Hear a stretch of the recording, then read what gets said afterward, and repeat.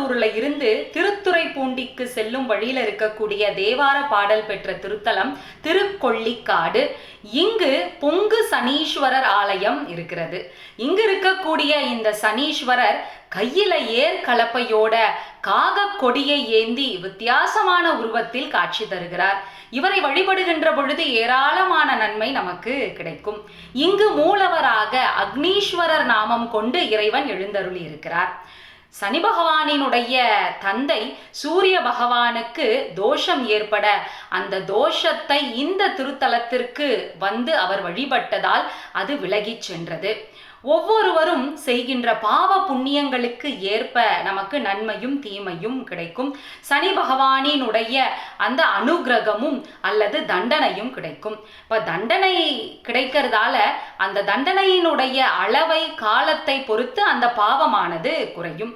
இப்படி இருக்கிற சூழல்ல வாழ்க்கையில எந்த துன்பம் வந்தாலும் அதற்கு காரணம் சனீஸ்வரன் தான் அப்படின்ற ஒரு எண்ணம் பல பேருக்கு உண்டு. இந்த வார்த்தை சனி பகவானை ரொம்ப வருத்தப்படுத்தியது.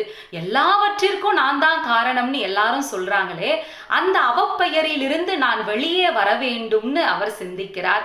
சிந்தித்த அவர் தன்னுடைய தந்தைக்கு விமோச்சனம் கொடுத்த அந்த திருத்தலத்திலேயே சென்று வழிபடலாம்னு இந்த திருத்தலத்திற்கு வந்து இங்கு இருக்கக்கூடிய அக்னீஸ்வரரை மனமுருகி வழிபடுகிறார். இந்த திருத்தலத்திற்கு வந்து சிவபெருமானை எண்ணி சிவபூஜையும் செய்கிறார். சிவபெருமானின் அருளால் அனுகிரக மூர்த்தியாக இரண்டாவதாக அவதாரம் எடுத்து இங்கு வீற்றிருக்கிறார் சனி பகவான்.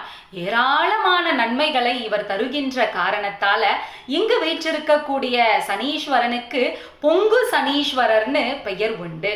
செல்வமும் நீடு ஆயுளும் வேண்டும் என்று சொன்னால் திருக்கொள்ளிக்காடில் வீற்றிருக்கக்கூடிய பொங்கு சனீஸ்வரர் ஆலயம் சென்று நாம் வழிபட அந்த நற்பெயரெல்லாம் நமக்கு கிட்டும்.